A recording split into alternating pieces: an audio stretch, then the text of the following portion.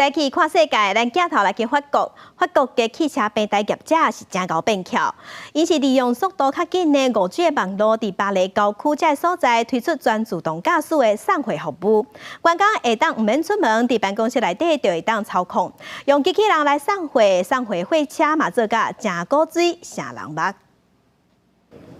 这只无人驶的送货车玻璃顶悬有一对古锥的目睭，到目的地了后，顾客若透过扫 QR code 为车厢内底提出买的物件。法国互联汽车业者为去年4月开始，甲电信商合作，伫巴黎南郊的帕莱索顶地区推出3年的5G 开放道路计划，希望结合自驾甲5G 传输，提高服务品质。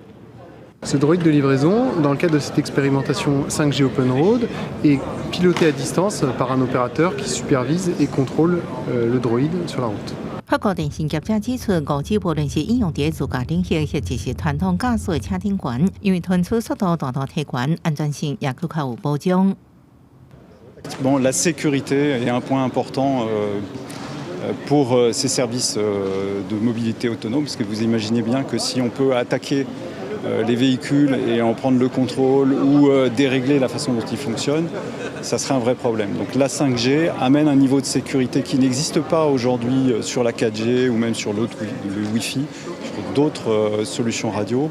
法国互联汽车平台计划进一步提悬自驾技术，加扩大5G 的布局范围，让自驾服务能更较普遍。目前，中国甲美国伫自驾领域发展较赢欧洲。伫北京甲旧金山，已经推出无人驾驶机动车的试验分。公司新闻张慧敏报道。